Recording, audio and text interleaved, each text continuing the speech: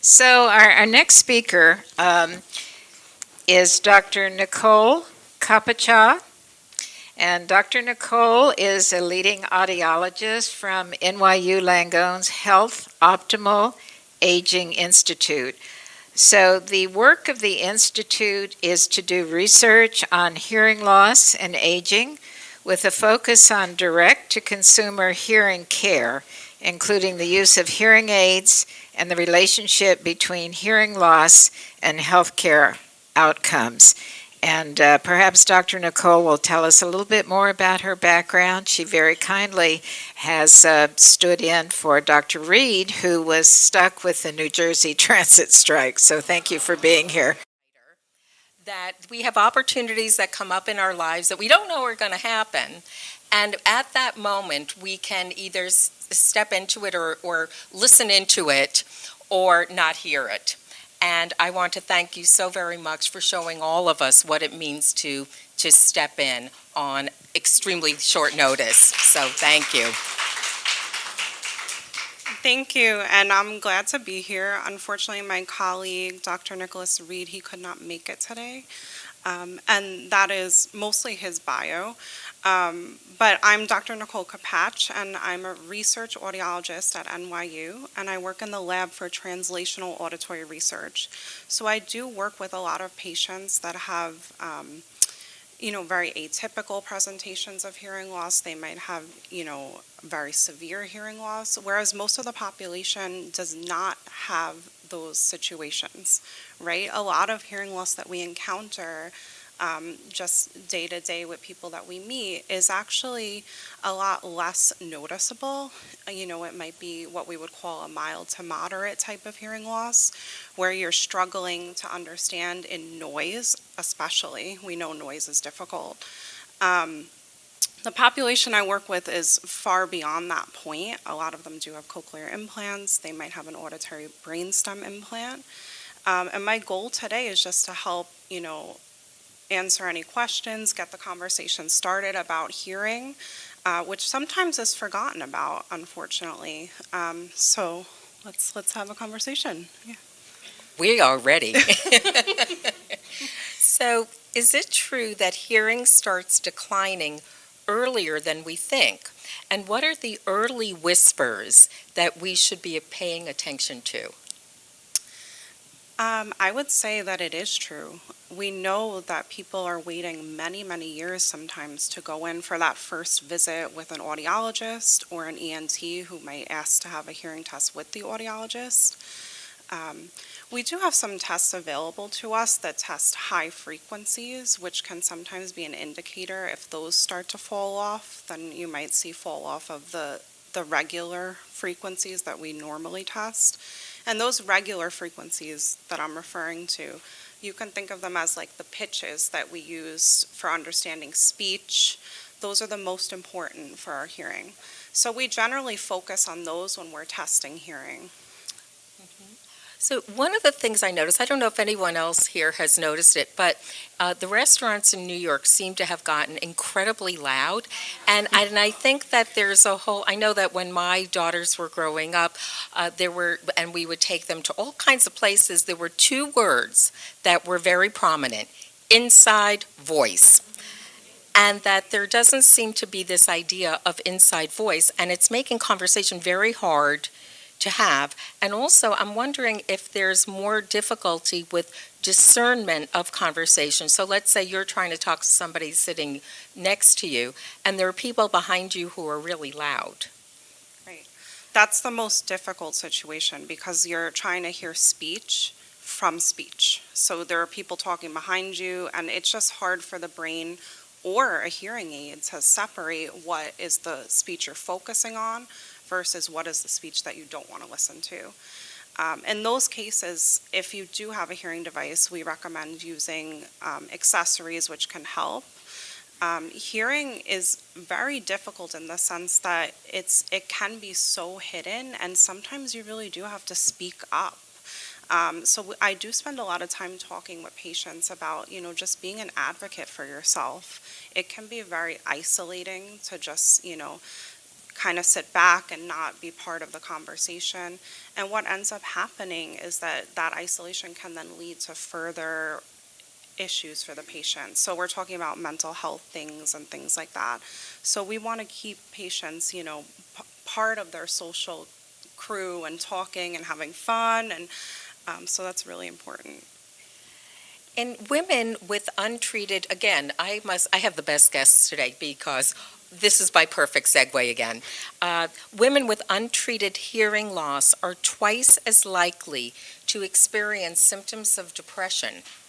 And this is from the National Institute on Deafness and Other Communication Disorders. And so it's not necessarily, so there are different kinds of buckets because, isolation and loneliness is one of the epidemics that's happening in our country.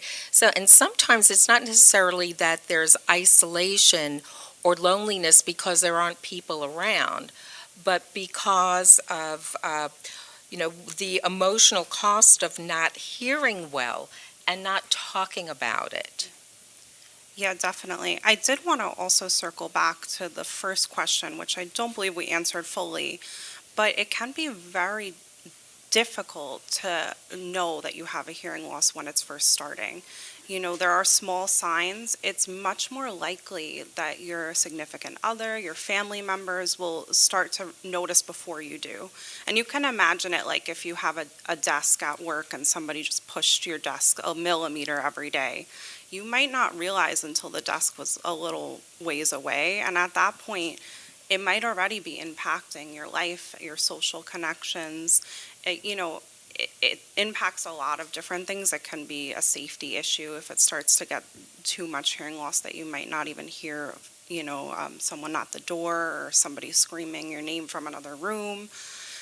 So those are important things to remember. I did have a recommendation, which is preventative hearing care. Please. So I wanted to talk to you a little bit about preventative care, just because sometimes it's often forgotten about, like I mentioned earlier, but it can be really, really beneficial to get a baseline hearing test. So some of you might already have a hearing test, you might have an ENT that you see or an audiologist that you see, but what ends up happening is that hearing loss can progress in unpredictable ways. So there are a lot of factors that go into it. There's noise exposure, genetics, things like that. But basically, we can't say how your hearing will change. So if you have a baseline and you have a date on it and you have that evaluation, we can keep that on record and we can know if something changes. And that can also give basis for when you should go back to see your doctor. So if everything looks great and it's going good, they might say, wait 2 years and we'll check it again. If things, maybe are a little bit showing that you might have a bit of hearing dropping off, they might want to see you again in a year or 6 months. Do you think also that just on more of a anecdotal level, that when people are talking to you or they're talking to you in ranges that you used to be able to get, and you keep saying what, and that at some point maybe the idea that it's not because they're mumbling or they're not speaking up loud enough, because it's always like, well, why don't you just come here and talk to me, or just talk clearly, but that becomes a point of awareness that it's happening with you, and also that it is not to be minimized and put yourself at the bottom of the list. With people I work with often, it's like you may be more important, you could be more important than the pound of potatoes that you need to buy for dinner, and put yourself higher on the list than that, so that if you're noticing, don't disregard. Take yourself seriously and come to see an audiologist and get your baseline. Yes, I would definitely recommend, if you notice any changes in hearing, to see a doctor. Reach out to your primary care. They can refer you to an ENT if you don't have one already. There are different types of hearing loss. So some of them are treatable. The type of hearing loss that we're focusing on a bit right now is not treatable, and that would be treatable with a hearing aid or, in extreme cases, a cochlear implant. So that There are treatable hearing losses, like let's say you have something going on in the middle ear, some fluid or things like that. The doctors can rule out those things and find the best care for you.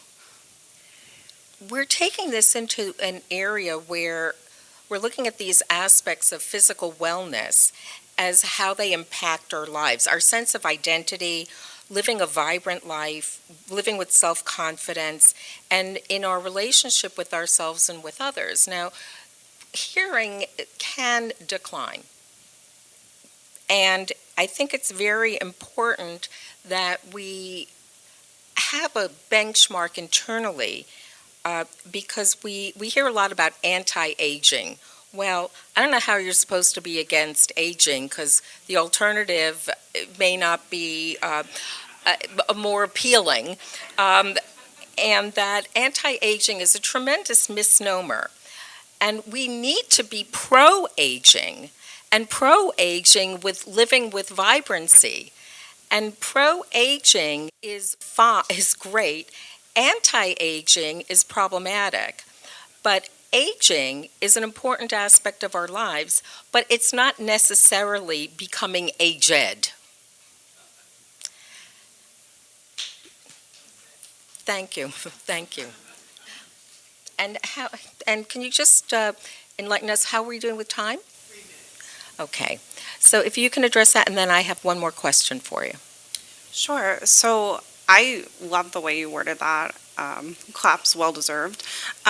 So yes, we have to embrace this. I usually word it to patients in a way, it's not usually if your hearing will decline, it's kind of when, so that's why get that baseline, know where you're at. And we do kind of have to embrace this in a sense. This is just part of life, unfortunately. But I think if we advocate for ourselves, we can keep all our social connections, even if we do have some declining hearing. And, that's also important in other ways, which connect back to all of the conversations from earlier, mental health, cognition, and things like that. The research on cognition, which my colleague is very much a part of, is a little bit complicated right now in the sense that we have some studies that were shorter term, and we need some longer term studies to really fully understand what the connection is. But if you have a hearing loss and you use a hearing aid, we know that can benefit you in terms of social and happiness and things like that. So in the end, it's really just about, keeping the patient connected and happy, and that's what's most important. So Okay. And so one Nicole, more question? Yeah. Okay. So here's your myth buster moment. Okay. What's one myth that you would like to bust for our audience here today? I'm not sure if this is much of a myth, but on the topic of over-the-counter hearing aids, there are a lot of different options out there right now. And I'd like to encourage people, if you're not sure if you want a hearing aid from an audiologist, to explore other options. But some of them are better than others. So we have some that you can fit yourself. Those self-fitting types of over-the-counter are actually FDA approved with clinical trials. Look for those. And I also encourage to compare things, because sometimes care with an audiologist versus an over-the-counter type of hearing aid might not actually be that much difference in cost, and you're getting that level of care that you really can go into the office. You can have a doctor who's supporting you through your hearing journey. So sometimes we find that patients, they try for the over-the-counter and they're not as happy, and they realize they spent a lot of money in the end anyway trying to fix it. So find what's best for you. The product that's best for you for your hearing is what you're going to use. That's what's most important. Doesn't help us if it's sitting in the drawer. Oh. All right. So your next best piece of advice of myth busting is just having a hearing aid is not as good as actually putting it in your ear and using it. Exactly. Okay. And on that note,